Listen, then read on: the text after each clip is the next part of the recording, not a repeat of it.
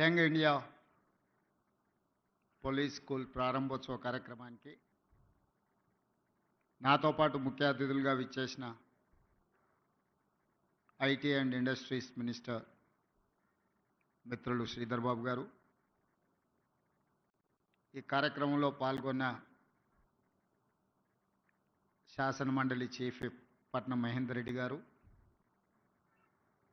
స్థానిక పార్లమెంట్ సభ్యులు కొండ విశ్వేశ్వర రెడ్డి గారు, స్థానిక శాసనసభ్యులు మిత్రులు ప్రకాష్ గౌడ్ గారు, చేవెళ్ళ శాసనసభ్యులు యాదయ్య గారు,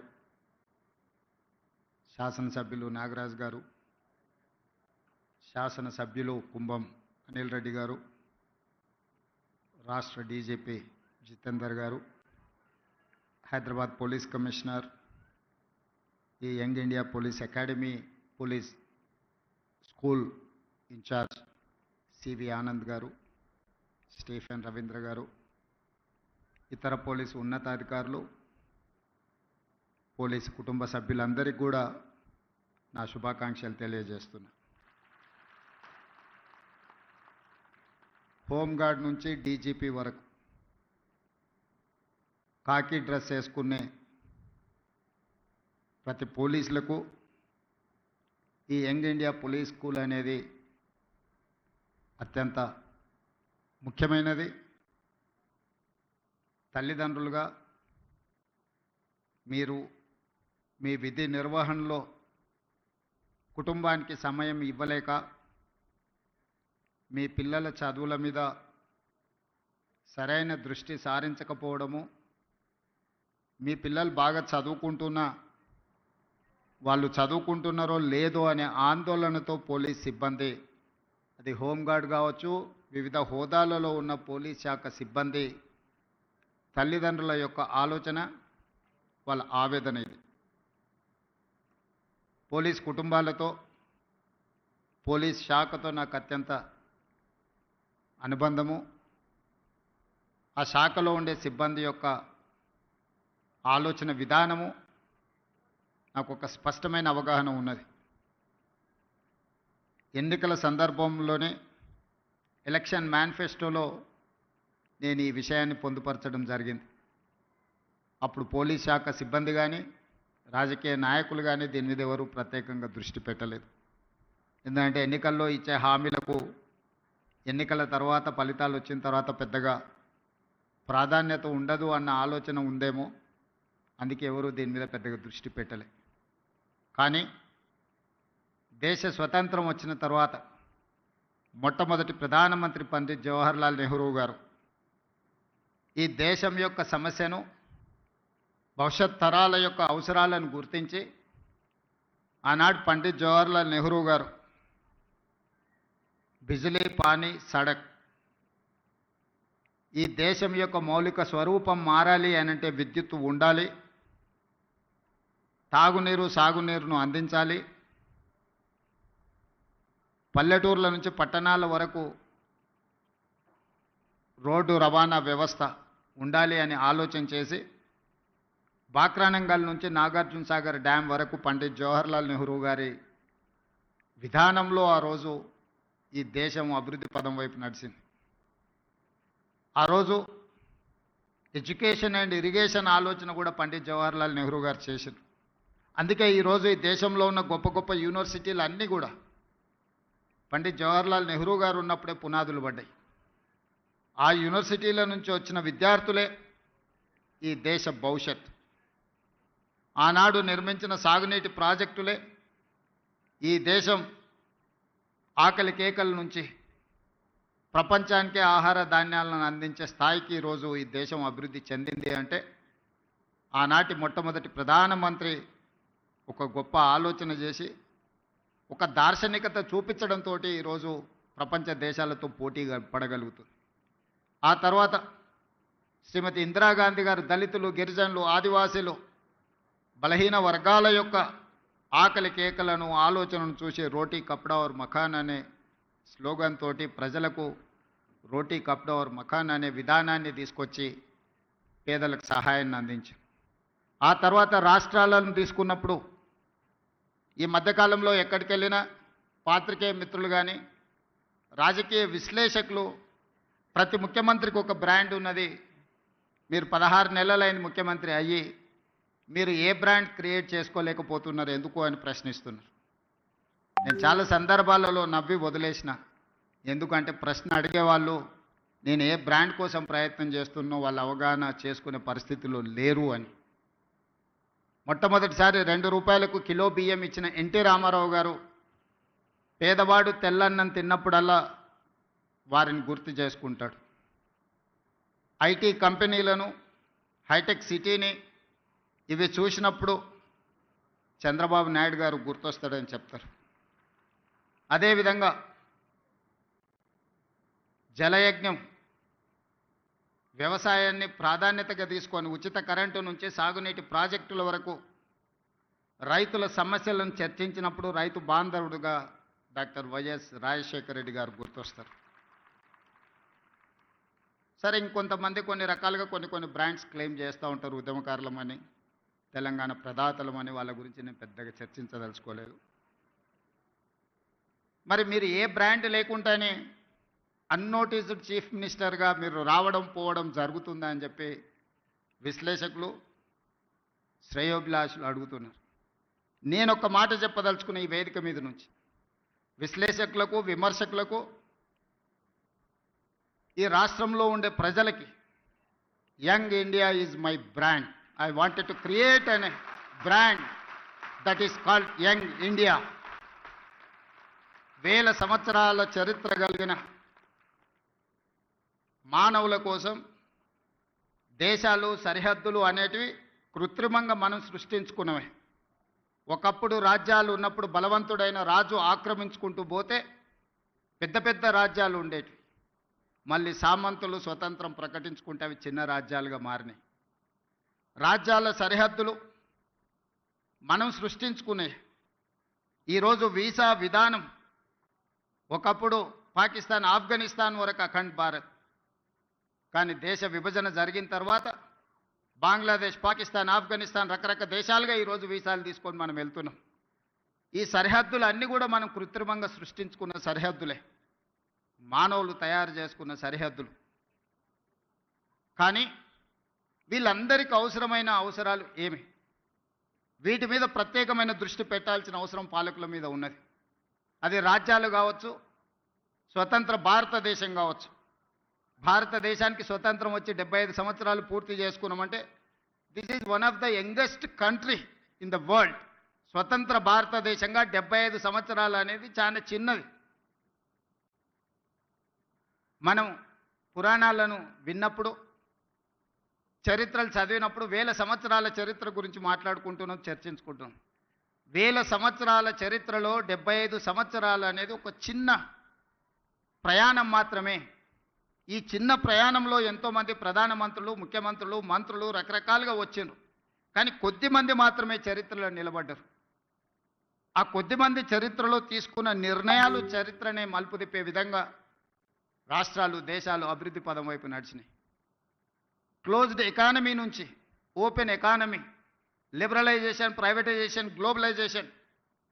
ఆనాడు మన బిడ్డ పివి నరసింహారావు గారు, తెలంగాణ బిడ్డ, ఈ దేశానికే దార్శనికుడుగా మారి ప్రపంచానికే పోటీ పడే దేశంగా తీర్చిదిద్దినవాడు పివి నరసింహారావు గారు. ఈరోజు దేశంలో ఎవరికి ఇష్టం ఉన్నా లేకపోయినా, వారికి నచ్చినా నచ్చకపోయినా పివి నరసింహారావు గారి పేరు తీసుకోకుండా లిబరలైజేషన్, ప్రైవేటైజేషన్, గ్లోబలైజేషన్, ప్రపంచ దేశాలతో భారతదేశం పోటీ పడుతున్న విషయాన్ని ప్రస్తావించలేరు. అది వారి యొక్క విజ్ఞత. ఈ పరిణామ క్రమంలో ఈరోజు ఇక్కడ ఉన్న ఐఏఎస్, ఐపీఎస్ అధికారులతో పాటు ఇక్కడికి వచ్చిన అందరినీ నా సూటి ప్రశ్న, మన భవిష్యత్ తరాలకు ఏం అవసరం ఉందో ఆ ప్రణాళికలు సిద్ధం చేయడమే పాలకులుగా మా మీద ఉన్న బాధ్యత. ప్రజలు మాకు ఇచ్చిన అధికారం మీ మీద పెత్తనం చెలాయించడానికి కాదు. ప్రజలు ఇచ్చిన అధికారం ప్రజలకు ఉపయోగపడాలి.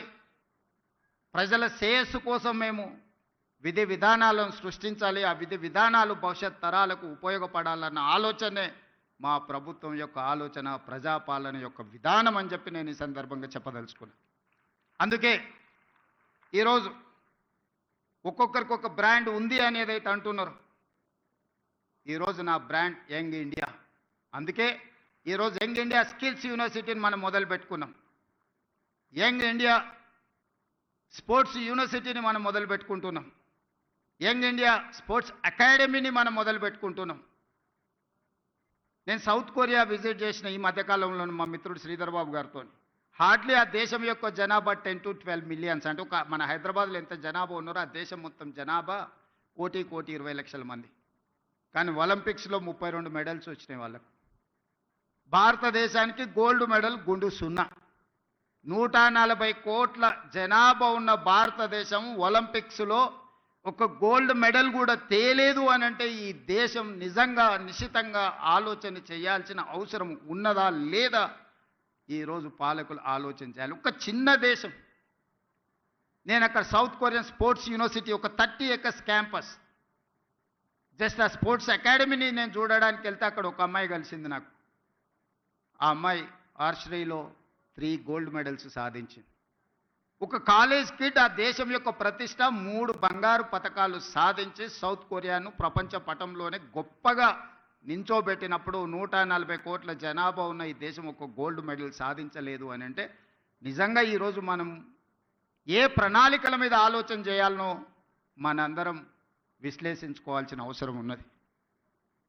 ఇవాళ ఫీ రియంబర్స్మెంట్, ఇతర పథకాలు, లేకపోతే మన ఆర్థిక స్తోమత పెరగడం వల్ల తల్లిదండ్రులకు పిల్లల యొక్క విద్య మీద ప్రత్యేకమైన దృష్టి సారించడం వల్ల మన స్పెండింగ్ కెపాసిటీస్ పెరిగినాయి. లేదా మన ఆదాయాన్ని మొత్తం పిల్లల చదువుల కోసమే పెడుతున్నాం. కానీ చదువుకున్న పిల్లలకు చదువుకు తగ్గ ఉద్యోగము, వృత్తి నైపుణ్యం ఉన్నదా అంటే లేదు. There is an gap between demand and supply. ఈరోజు ప్రతి సంవత్సరం మన దగ్గర ఉన్న 175 ఇంజనీరింగ్ కాలేజీల నుంచి 1,10,000 మంది ఇంజనీరింగ్ గ్రాడ్యుయేట్లను తెలంగాణ రాష్ట్రం ఉత్పత్తి చేస్తుంది. ఇందులో నాణ్యత ఎంత అని అంటే ఎవరి దగ్గర దీనికి జవాబు లేదు. Just like that engineering graduate పట్టా తీసుకొని వస్తే వాళ్ళ తల్లిదండ్రులు పాపం గ్రామీణ ప్రాంతాలలో మా పిల్లవాడు ఇంజనీరింగ్ చదువుకున్నాడు.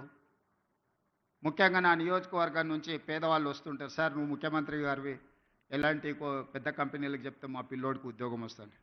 ఆ కంపెనీ వాళ్ళతో మాట్లాడితే వాళ్ళు అతన్ని ఇంటర్వ్యూ చేస్తే ఆయన అప్లికేషన్ ఫామ్ కూడా నింపుకోలేకపోతున్నాడు, సార్ ఏ రకంగా ఉద్యోగం ఇవ్వాలి, మేము ఈ బరువును మోయలేము, మేము ఒక మనిషిని తీసుకుంటే డబ్బులు కాదు, ఆఫీస్లో ఒక కుర్చీ, ఫ్యాను, ఏసీ, అతనికి కావాల్సినవి అన్నీ ఇస్తే ఇట్లా ఒక 10 మంది మా సంస్థలో చేరినంటే మా సంస్థ ఉద్యోగాలు ఇచ్చుడు కాదు, మేము ఉద్యోగాలు ఎత్తుకుంటూ పోవాల్సి వస్తుంది సార్ అని చెప్తున్నారు వాళ్ళు. అందుకే ఈరోజు ఆలోచన చేసి 1,10,000 మంది ఇంజనీరింగ్ గ్రాడ్యుయేట్లను ప్రతి సంవత్సరం తయారు చేస్తున్న తెలంగాణ రాష్ట్రం వాళ్ళకి సాంకేతిక నైపుణ్యం నేర్పించాలి. ప్రపంచ దేశాలలో ముఖ్యంగా మిడిల్ ఈస్ట్ కంట్రీస్లో, డెవలప్డ్ కంట్రీస్లో కూడా చాలా ఆపర్చునిటీస్ ఉన్నాయి. కానీ డిమాండ్ సప్లైలో ఉన్న గ్యాప్తో మనం ఏం చేసుకోలేకపోతున్నాం. అందుకే ఆ గ్యాప్ను ఫిల్ చేయడానికి, డిమాండ్ అండ్ సప్లైలో ఒక బ్రిడ్జ్ బిల్డ్ చేయడానికి యంగ్ ఇండియా స్కిల్స్ యూనివర్సిటీని మనం ప్రారంభించుకున్నాం. Young India skills university public private partnership ఈ దేశంలోనే ఒక బెస్ట్ యూనివర్సిటీని తయారు చేయాలని మన నిర్ణయం తీసుకొని ఆ యూనివర్సిటీకి మహేంద్ర అండ్ మహేంద్ర కంపెనీస్ మీకు అందరికి తెలుసు. ఈరోజు రోడ్ల మీద ప్రతి 4 వెహికల్స్లలో ఒక వెహికల్ మహేంద్ర వెహికల్ ఉంటాయి. ఆ గ్రూప్ ఆఫ్ కంపెనీస్ చైర్మన్ మన young India skills university chairperson. ఒక ప్రైవేట్ కార్పొరేట్ కంపెనీ దిగ్గజాన్ని రాష్ట్ర ప్రభుత్వం ఒప్పించి మన తెలంగాణ రాష్ట్ర ప్రభుత్వం ప్రారంభించుకున్న యంగ్ ఇండియా స్కిల్స్ యూనివర్సిటీకి ఈరోజు చైర్పర్సన్గా ఉన్నాడు. ఈరోజు మహేంద్ర యూనివర్సిటీ ఉన్నది ఇక్కడ. సక్సెస్ఫుల్గా వాళ్ళు ఒక అకాడమీని నడపగలుగుతున్నారు. ఆ వ్యక్తినే తెలంగాణ రాష్ట్ర ప్రభుత్వం ఒప్పించి మన యంగ్ ఇండియా స్కిల్స్ యూనివర్సిటీకి ఈరోజు చైర్పర్సన్గా ఉండి 60 ఎకరాలలో ఫ్యూచర్ సిటీలో యూనివర్సిటీని నిర్మించడమే కాకుండా ఒక 500 నుంచి 600 కోట్ల కార్పస్ ఫండ్ ఆ బోర్డుకి ఇవ్వదలుచుకున్నాం. It is autonomous. వాళ్ళు ఏ రూపాయి కూడా రాష్ట్ర ప్రభుత్వం దగ్గరికి రావాల్సిన పని లేదు. ఆ బోర్డులో ఉన్న డైరెక్టర్లు ఈరోజు ఈ రాష్ట్రంలో, ఈ దేశంలో, ఇంక్లూడింగ్ వేదిక మీద ఉన్న పార్లమెంట్ సభ్యులు, అపోలో హాస్పిటల్స్ గ్రూప్, విశ్వేశ్వరరెడ్డి గారి ఫ్యామిలీ కూడా one of the board director in that young India skills university. ఎక్కడ రాజకీయ పరమైన ఆలోచన చేయలే. దిగ్గజాలుగా రాణించిన వాళ్ళని బోర్డ్ ఆఫ్ డైరెక్టర్స్గా తీసుకున్నాం. రెడ్డి ల్యాబ్స్ కావచ్చు, అరబిందో కావచ్చు, ఇట్లాంటి కార్పొరేట్ కంపెనీలు సక్సెస్ స్టోరీ ఉన్నోళ్ళు మన young India skills university board of డైరెక్టర్స్గా ఉన్నారు. ఆ బోర్డ్ ఆఫ్ డైరెక్టర్స్కి చైర్పర్సన్గా ఆనంద్ మహేంద్ర ఉన్నాడు. ఈరోజు అదొక సక్సెస్ స్టోరీ కింద ప్రపంచానికే ఒక ఆదర్శంగా స్కిల్ డెవలప్మెంట్లో మనం ఇంతకుముందు స్కిల్స్లో మీకు డిప్లొమా ఉంది, సర్టిఫికెట్ కోర్స్ ఉంది, కానీ డిగ్రీ లేదు. ఇప్పుడు మన యూనివర్సిటీ నుంచి డిగ్రీ ఇస్తున్నాం. ఎందుకంటే వాళ్ళు ఫ్యూచర్లో వాళ్ళు మాస్టర్స్ చదవాలంటే డిగ్రీ సర్టిఫికెట్ లేకపోతే వాళ్ళు ఫర్దర్గా చదవలేరు. అందుకే ఆలోచన చేసి ఆ యంగ్ ఇండియా స్కిల్స్ యూనివర్సిటీలో చదువుకున్న వాళ్ళకు 4 years కోర్స్ కంప్లీట్ చేస్తే వాళ్ళకు డిగ్రీ సర్టిఫికెట్ ఇచ్చి ఇతర దేశాలలో మాస్టర్స్ చదువుకోవడానికి వాళ్ళకు అవకాశం కల్పించినాం. థియరీనే కాకుండా 50% ఆఫ్ ద అకాడమిక్ టైంలో ప్రాక్టికల్స్ ఆయా కార్పొరేట్ కంపెనీలే డైరెక్ట్గా తీసుకొని వాళ్ళ కంపెనీలలో వాళ్ళకి ట్రైనింగ్ ఇచ్చి డైరెక్ట్ రిక్రూట్మెంట్. ఈరోజు స్కిల్స్ యూనివర్సిటీలో శిక్షణ పొందే వాళ్ళను డైరెక్ట్గా ముందుగానే కార్పొరేట్ కంపెనీలు వాళ్ళ దాంట్లో అబ్జర్వ్ చేసుకుంటున్నారు. సో ఈ మధ్య ఫస్ట్ బ్యాచ్ తీసుకున్నారు, అందరికి ఉద్యోగాలు వచ్చినాయి. అందరికి ఎంతమంది చేరారో 100% యంగ్ ఇండియా స్కిల్స్ యూనివర్సిటీలో జాయిన్ అయిన ప్రతి యువకుడికి యువతికి ఈరోజు ఉద్యోగ భద్రత ఉన్నది. వాళ్ళకి సిలబస్ నుంచి శిక్షణ వరకు ఆ కార్పొరేట్ కంపెనీలే బాధ్యత తీసుకున్నాయి. ఉద్యోగ భద్రతను ఆ కార్పొరేట్ కంపెనీలే కల్పిస్తున్నాయి. అదే కాకుండా ఈరోజు యంగ్ ఇండియా స్పోర్ట్స్ యూనివర్సిటీని కూడా మనం as a policy we have taken a decision. ఇప్పుడు ఆ young India sports university sports అకాడమీకి కూడా ఈ దేశంలో ఉండే పెద్ద కార్పొరేట్ కంపెనీలు అందరినీ చేసి పెద్ద కంపెనీల యజమానులే ముందుకు వచ్చారు ఆ బోర్డుకి లేకపోతే ఆ యూనివర్సిటీకి చైర్పర్సన్కి ఉంటామని. ఇప్పుడు ఆ పోటీ పడే వాళ్ళ దగ్గరలో కొంతమందిని షార్ట్ లిస్ట్ చేసి ఈరోజు మనం తీసుకోవాలనుకుంటున్నాం. ఇదే కాదు, ఈరోజు ఎస్సీ ఎస్టీ బీసీ మైనారిటీలకు రెసిడెన్షియల్ స్కూల్స్ పెట్టిన మేము చెప్పినాం. కానీ ఏ స్కూల్కి కానీ ఎక్కడ కనీస వసతులు కూడా లేవు. చిన్న చిన్న పౌల్ట్రీ ఫామ్లలోనో లేకపోతే 4 రూముల్లో 2000 మంది స్టూడెంట్స్ని ఉంచే పరిస్థితి. 4 బాత్రూమ్లు ఉంటే 2000 మంది పిల్లలు ఉన్నారు. ఒక్క బాత్రూమ్ ఉంటే 1000 మంది ఆడపిల్లలు ఉన్నారు. ఇట్లాంటి పరిస్థితుల్లో మన దగ్గర ప్రారంభించిన SC ST BC minority residential schools ఏవైతే ఉన్నాయో వాటన్నిటిని కూడా నిశితంగా గమనించి young India integrated residential schools అని ఒక 25 acres క్యాంపస్ విత్ 200 crores డెవలప్మెంట్తోని మొన్ననే 58 స్కూళ్ళకు పర్మిషన్ ఇచ్చిన ప్రతి నియోజకవర్గంలో ఒక young India integrated residential schools where they can study more than 2500 students in one campus. SC ST BC minority and other స్టూడెంట్స్ని ఒక కార్పొరేట్ స్కూళ్ళతో కార్పొరేట్ కాలేజీలతో ఒక యూనివర్సిటీతో పోటీ పడే విధంగా 25 ఎకరాలల్లో ఇన్ఫ్రాస్ట్రక్చర్ కోసం ఈచ్ స్కూల్కి 200 crores మొన్ననే 11,500 crores మన బడ్జెట్లో ఫండ్స్ రిలీజ్ చేసిన. ఎందుకంటే ఈ దేశం భవిష్యత్తు తరగతి గదుల్లో ఉన్నది. తొందరలోనే నిన్నమన్న బేసిక్ ఎడ్యుకేషన్లోనే గవర్నమెంట్ విధానంలో ఒక చిన్న అస్పష్టత ఉన్నదని నాకు అనిపించింది. నిన్నమన్న ఎక్స్పర్ట్స్తోని ఎడ్యుకేషన్ కమిషన్తోని జయప్రకాష్ నారాయణ లాంటి వాళ్ళతో చాలామందితో నేను చర్చలు చేసిన. ప్రైవేట్ స్కూల్కి గవర్నమెంట్ స్కూల్కి ఉన్న తేడా ఏంది? ఈ దేశంలో ఈ రాష్ట్రంలో 29,500 గవర్నమెంట్ స్కూల్స్ ఉంటే 18,50,000 మంది స్టూడెంట్స్ ఉన్నారు. కానీ ప్రైవేట్లో 11,500 స్కూల్స్ ఉంటే 36 లక్షల మంది స్టూడెంట్స్ ఉన్నారు. కానీ టీచర్స్ ఎడ్యుకేషన్ క్వాలిఫికేషన్ చూపిస్తే గవర్నమెంట్ స్కూల్స్లో ఉన్న వాళ్ళు far better, highest qualification in the గవర్నమెంట్లో ఉన్న వాళ్ళకి ఎంఏ పీజీలు పిహెచ్డీలు చేసిన వాళ్ళు ఉన్నారు, ఎంఏ బిఎడ్ చేసిన వాళ్ళు ఉన్నారు. వేరాజ్ in private schools hardly graduates ఉంటే కూడా ఎక్కువగా ఉన్నది.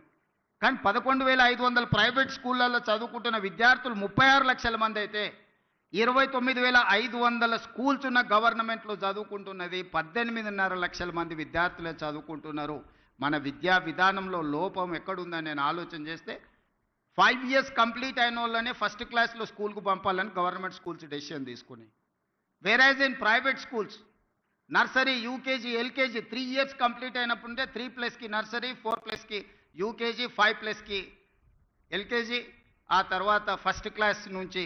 సో ఇనీషియల్గానే తల్లిదండ్రులు వాళ్ళ పిల్లల్ని ప్రైవేట్ స్కూల్కి పంపించిన తర్వాత ఫస్ట్ క్లాస్కి మళ్ళీ తీసుకొచ్చి గవర్నమెంట్ స్కూల్లో చేర్పించే విధానమే మనం మొత్తం దెబ్బతినిపోయినాము.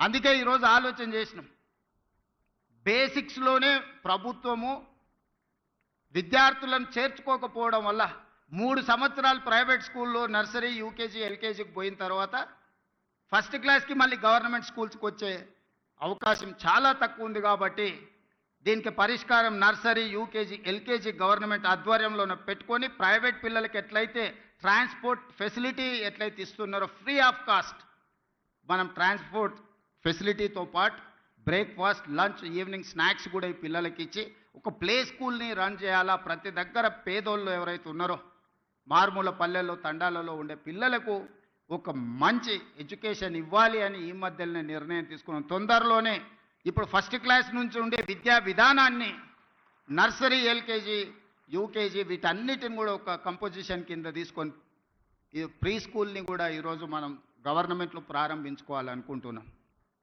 ఈరోజు ఈ పోలీస్ స్కూల్ కూడా చాలామంది మా army school, Sainik school, national defence academy నుంచి వచ్చినాం. రకరకాల బ్రాండింగ్ అంటే దేశ సేవలో ఉన్న దేశ రక్షణలో ఉన్న సిబ్బంది డిఫెన్స్ కానీ నేవీ కానీ ఆర్మీ కానీ వాళ్ళ స్కూల్స్ చాలా గొప్పగా చెప్పుకుంటున్నారు. ఆ స్కూల్లో చదవడమే ఒక గొప్ప అవకాశంగా తల్లిదండ్రులు భావిస్తున్నారు. ఆ స్కూల్లో ఉండే పిల్లలు చాలా గొప్పగా వాళ్ళు చాలా గర్వంగా చెప్పుకుంటున్నారు. నేషనల్ డిఫెన్స్ అకాడమీ నుంచి వచ్చిన, ఆర్మీ స్కూల్ నుంచి వచ్చిన, సైనిక్ స్కూల్ నుంచి వచ్చిన అని. కరెక్ట్, వాళ్ళు బాగున్నారు కాబట్టి చెప్పుకుంటున్నారు. మరి పోలీస్కి ఏమైందని నేను అడుగుతున్నా. మనం కాంపీట్ చేయలేము వాళ్ళతోటి? మనకు శక్తి లేదా? మనకు విజన్ లేదా? పోలీస్ స్కూల్ ఎందుకు కాంపీట్ చేయొద్దు? ఎన్డీఏ స్కూల్తో మనం పోటీ పడలేమా? ఆర్మీ స్కూల్తో మనం పోటీ పడలేమా? వాళ్ళకి ఇస్తున్న ఇన్ఫ్రాస్ట్రక్చర్ గవర్నమెంట్కి ఇవ్వడానికి గవర్నమెంట్కి ఉన్న 3 లక్షల కోట్ల బడ్జెట్లో ఇది ఒక పెద్ద లెక్కన. అందుకే ఈరోజు నేను స్పష్టంగా ఆలోచన చేసి ఇక్కడ వేదిక మీద ఉన్న ఉన్నతాధికారులతో పాటు ఇక్కడ ఉన్న పోలీస్ సిబ్బంది, హోంగార్డ్ నుంచి డీజీపీ వరకు ఉన్న పోలీస్ సిబ్బంది నేను అడుగుతున్నా, మీ బ్రాండ్ మీరు క్రియేట్ చేసుకోండి. ఎక్కడైనా మీ పిల్లలు కలిస్తే నేను పోలీస్ స్కూల్లో చదువుకుంటున్నాను చెప్పుకునే విధంగా ఈ స్కూల్ని తీర్చిదిద్దాలి. మీకు ఏం కావాలనో గవర్నమెంట్ మీతోనుంది, మీ ముఖ్యమంత్రి మీతోనున్నాడు. మీకు నిధులు కావచ్చు, అనుమతులు కావచ్చు, ఏం కావాలన్నా కేజీ టు పీజీ వరకు మీ పోలీస్ స్కూల్ని మీరు తీర్చిదిద్దుకోండి. నేను ఉన్నంతకాలం మీకు నిధులకు కానీ అనుమతులకు కానీ ఎలాంటి ఇబ్బంది రాదు అని నేను మీకు మాటిస్తున్నా. ఎందుకు మీ పిల్లలు ఆత్మ న్యూనత భావంతో బాధపడాలి? మా తల్లిదండ్రులు పోలీసు ఉద్యోగాలు చేసుకుంటున్నారని చెప్పుకోవడానికి ఎందుకు వాళ్ళు వెనుకంజ వేయాలి? ఈ సమాజంలో అందరికంటే ఎక్కువగా సేవలు అందిస్తున్నది, అందరికంటే ఎక్కువగా రక్షణ కల్పిస్తున్నది, అందరికంటే ఎక్కువగా పేదలకు ఉపయోగపడుతున్నది పోలీస్ శాఖ. కానీ అది ఎందుకు మీరు మీ బ్రాండింగ్ మీరు ఎందుకు చెడగొట్టుకుంటున్నారని నేను అడుగుతున్నాను. అల్టిమేట్గా ఏ ఆఫీసర్ అయినా, ఏ చిన్న చిరుద్యోగి అయినా వాళ్ళ జీవితం అంతా కష్టపడేదంతా వాళ్ళ పిల్లల కోసమే కదా.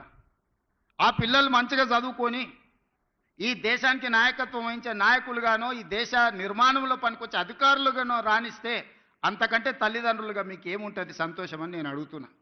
అందుకే ఈ పోలీస్ స్కూల్ మన అందరి బాధ్యత. దీన్ని తీర్చిదిద్దడం అనేది మన సోషల్ రెస్పాన్సిబిలిటీ. నేను విశాల్ గోయల్కి నేను సూచన చేస్తున్నా. ఎందుకంటే సిలికాన్ వ్యాలీతో పోటీ పడే విధంగా షామీర్పేటలో ఫార్మా సైడ్ వీళ్ళు ఒక ఇన్ఫ్రాస్ట్రక్చర్ అంతా క్రియేట్ చేసిండ్రు. ఈరోజు ఫార్మా అంటేనే ఈరోజు వ్యాక్సిన్లో కానీ బల్క్ డ్రగ్లో కానీ హైదరాబాద్ తెలంగాణకు ఉన్న ఇంపార్టెన్స్ మీకు అందరికీ తెలుసు. అందుకే కార్పొరేట్ కంపెనీలతో మాట్లాడండి. ముఖ్యమంత్రిగా నేను అనుమతిస్తున్న డీజీపీ గారికి, సివి ఆనంద్ గారికి, ఇక్కడ ఉండే ఐటీ కంపెనీల నుంచి ఫార్మా కంపెనీల వరకు పిలిచి మాట్లాడండి.